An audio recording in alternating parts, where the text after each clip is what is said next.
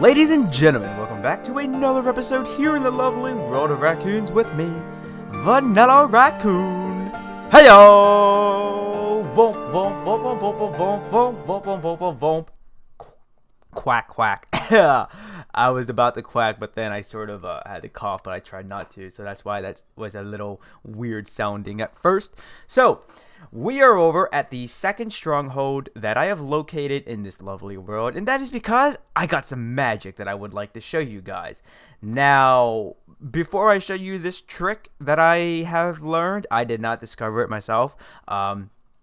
I made an entirely separate video on it, so if you would like to watch it through the power of YouTube cards, right now appearing at the top right corner of your screen, one of those shall be appearing that will take you directly to it.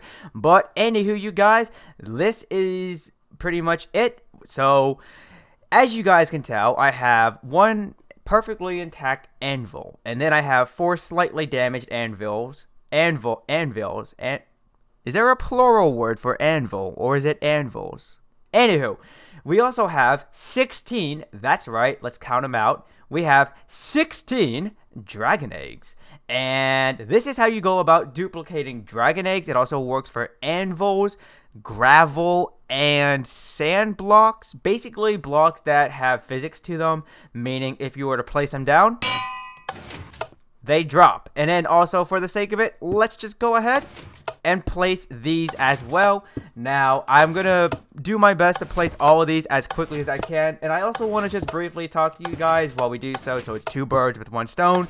The reason why this video has been taken so long to produce for you guys is because I have been doing a whole lot of work over at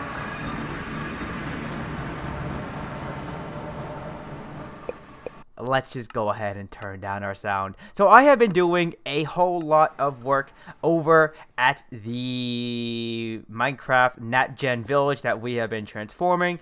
And instead of, originally I was going to begin recording the beginning process of the construction of our mineshaft. Oh, by the way, we now have we now have 32 dragon eggs, and we also have 1 extra slightly damaged anvil. Duplication glitch for you, right there. But, I was going to actually begin recording this Let's Play video for you guys and let it start at the beginning of the construction for our mine shaft over at the Minecraft village that, that we're transforming.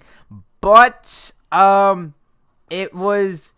it was a little weird doing so. So all the footage that I had recorded is scrapped, and we're starting anew, obviously.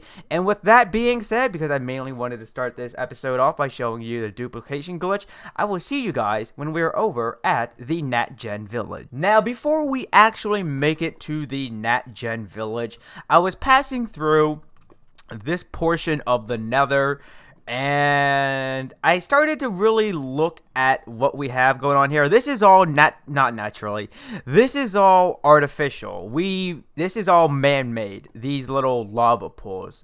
But with Minecraft 1.10, the Fire and Ice update, and considering this world has been updated to the Fire and Ice version of Minecraft, I think I would like to place the magma blocks, the whatever they're properly called, if that is not their actual name.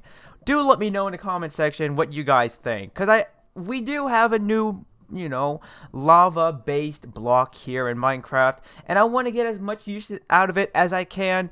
And even if that means stepping outside of the box, or thinking outside the box, or thinking outside another box, hopping in one other type of box, and then thinking outside of that box.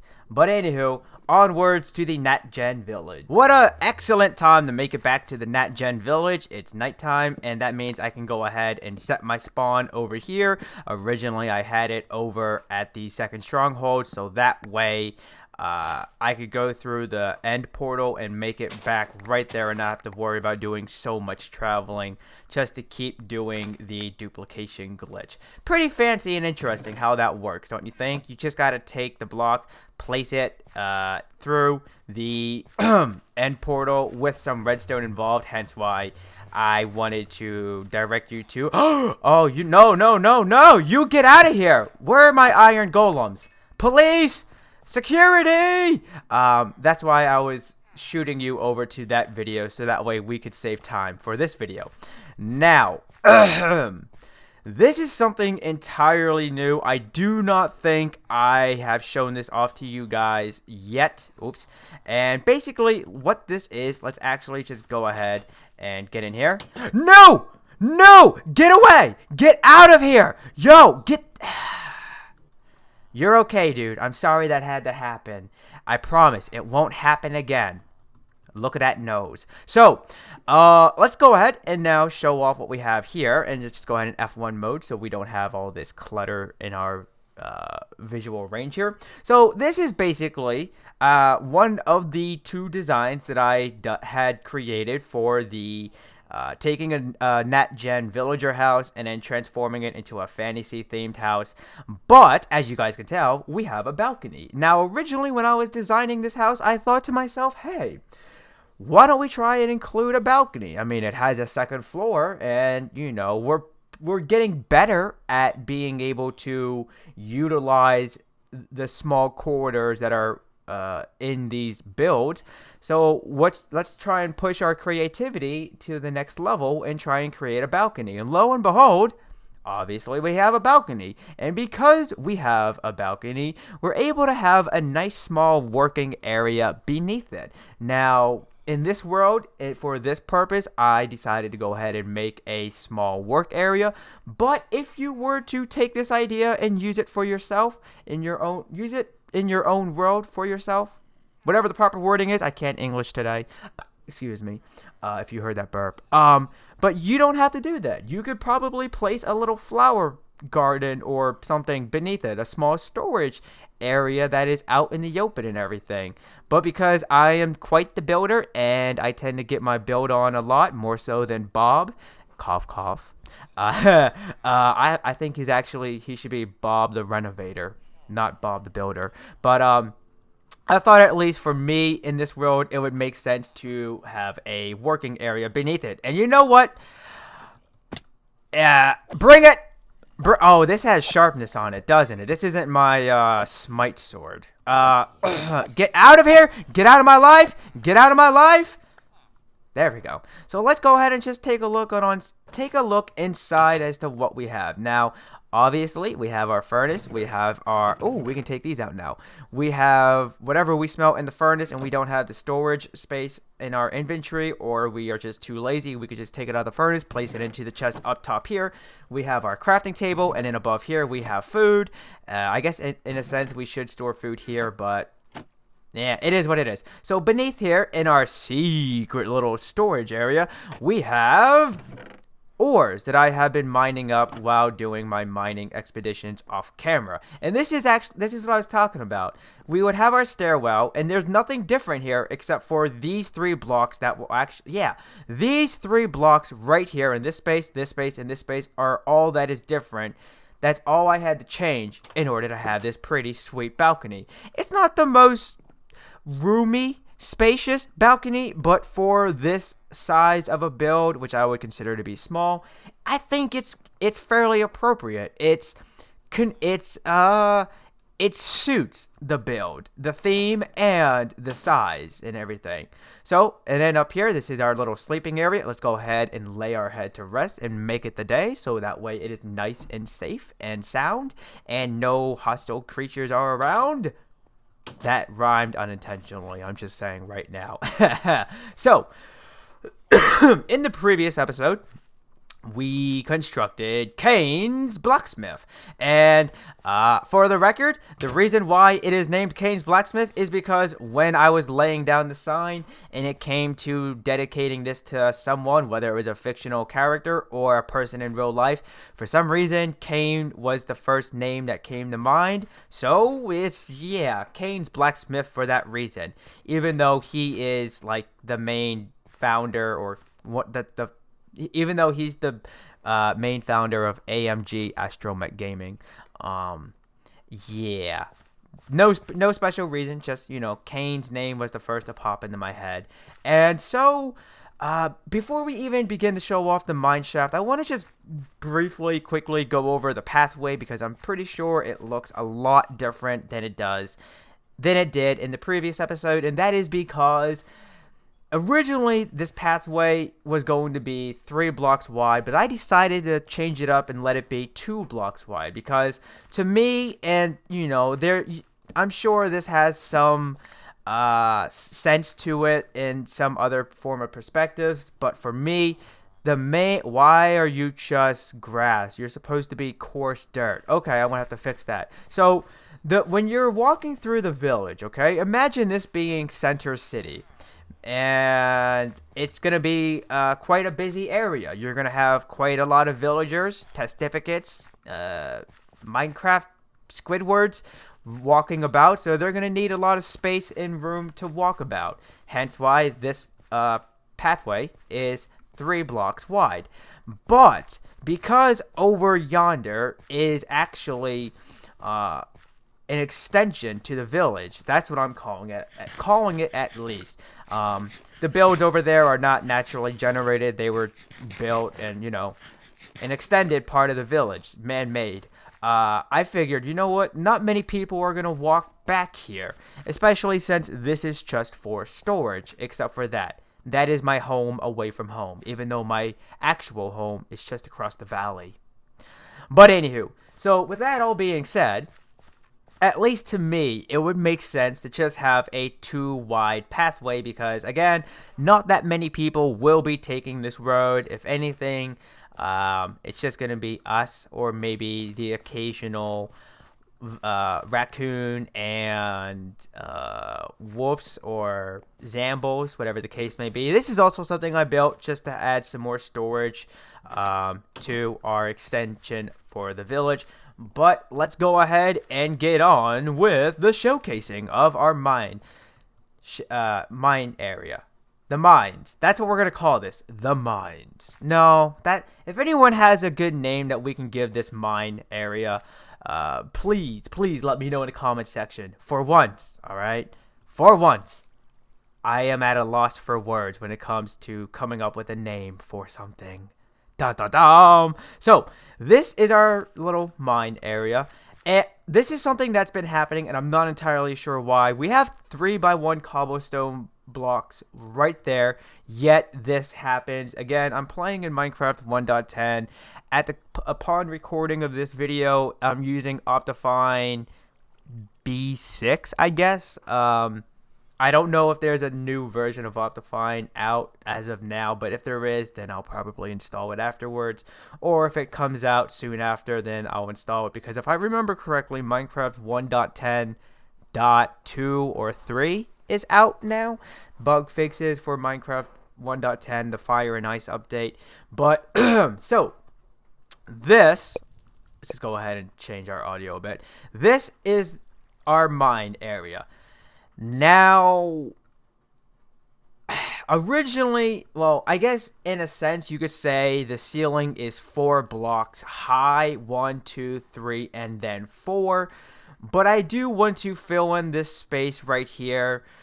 But I'm not entirely sure how I want to do it. This was one idea that I had. So you would enter the mine and you would go, oh, okay, some wear and tear feel is going on. Building up the atmosphere by putting indents in the wall. But then you come into here and you see that, oh, we have stone brick blocks placed in the wall. And then just on to add another layer to add some depth to our mine area, we have this intricate design going on with the cobblestone based blocks, and then I keep forgetting what block this is, andesite. The way I went about coming up the designs for these walls, I did my best to make sure each design was unique, or at least if they weren't entirely unique, then they had some uniqueness to them to a slight degree. But what I did was I basically created an obelisk, and I did so by placing cobblestone and then 2 walls up. And then from there, I would just sit here for like pretty much hours on end trying to see what would look like a cool design pattern to place on top of the stone brick palette that we have behind it. And yeah, this is pretty much what we have. I mean, I kind of spent all of the past couple nights and earlier today just sitting here placing stairs, half slabs, blocks, removing stairs, half slabs, blocks, and replacing them with different stuff to try and come up with a pattern that I would like. And I gotta tell you guys that, to get something that looks fairly cool, or at least something to be happy with, or at the least content with, it's very time consuming. And that's, like I said at the beginning of this video, I've been doing a lot of work over here, mainly just coming up with designs and patterns for this mine area. We do have logs coming down here. I like to use my imagination when I'm building, so I just like to pretend that this is some type of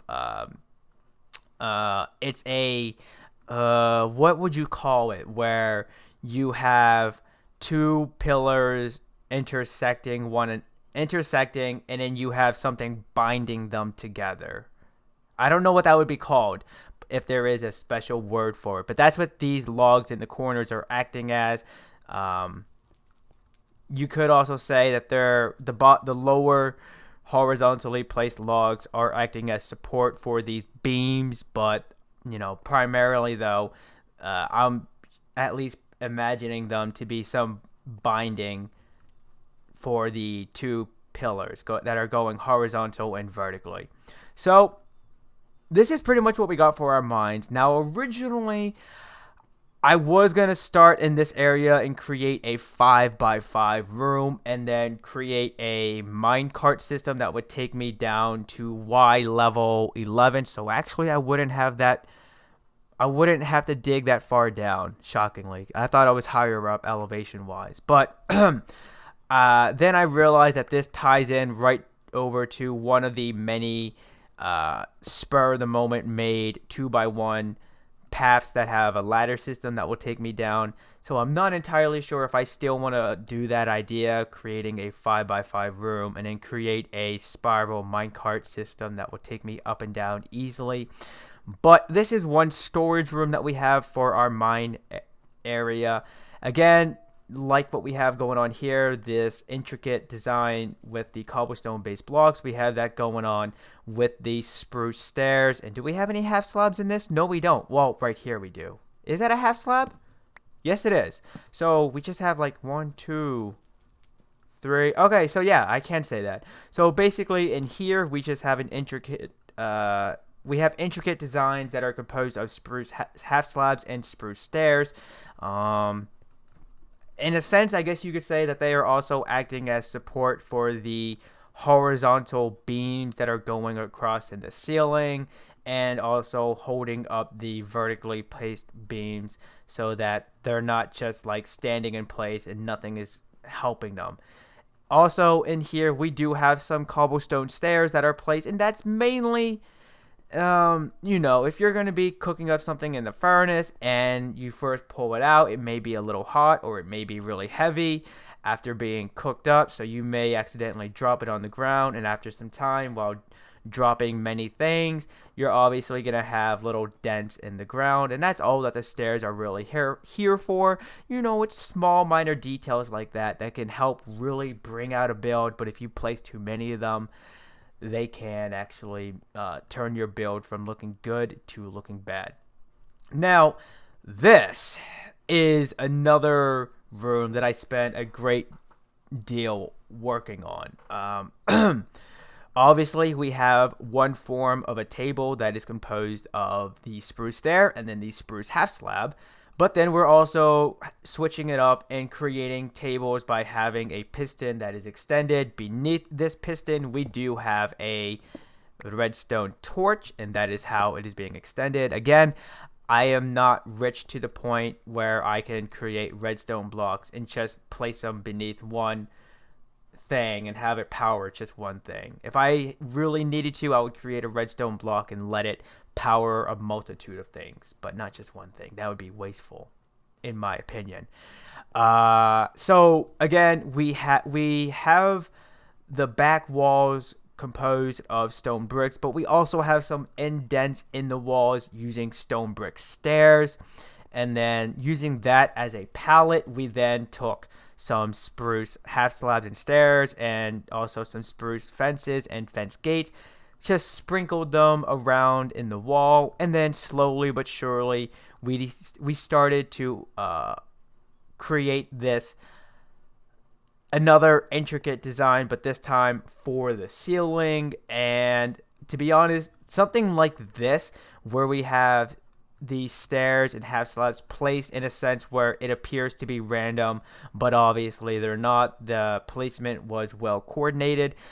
Doing something like this ceiling work wise is something that I was thinking of placing in these spaces right here, but I don't know if I would use wood-based stairs and half slabs. Part of me would like to use cobblestone based half slabs and stairs, but then again, maybe just using stone bricks based half slabs and stairs would look more beautiful.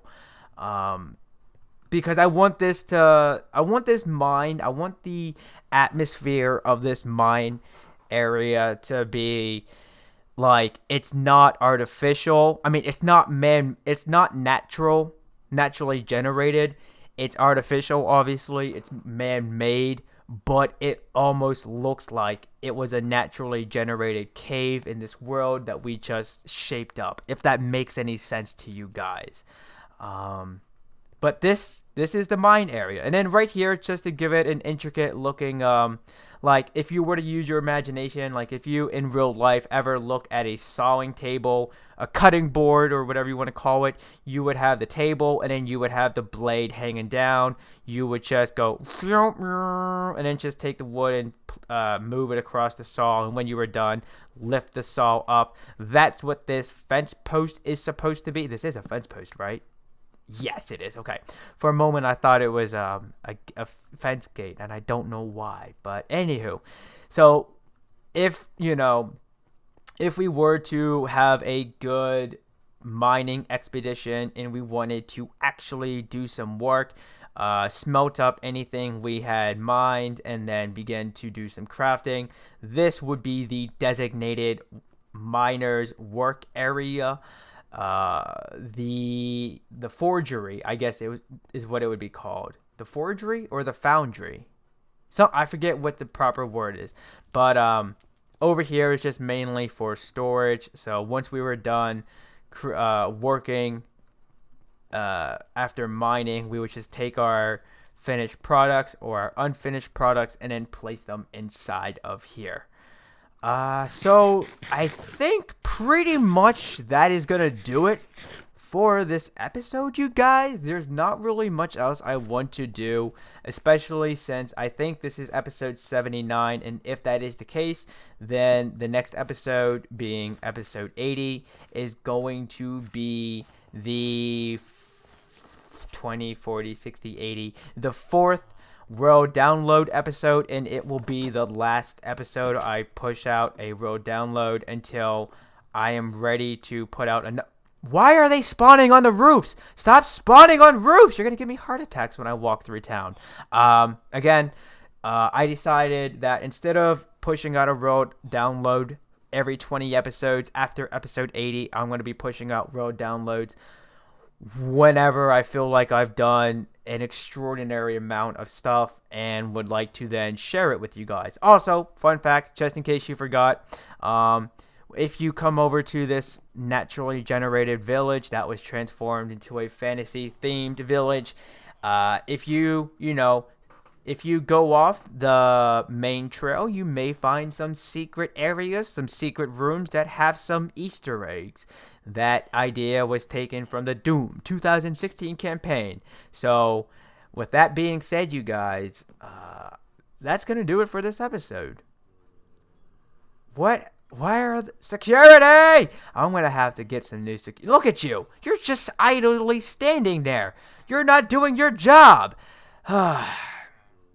Alrighty, you guys. So, that is going to do it for this episode. If you like what you see, then please give that like button a hug and subscribe for the latest pods.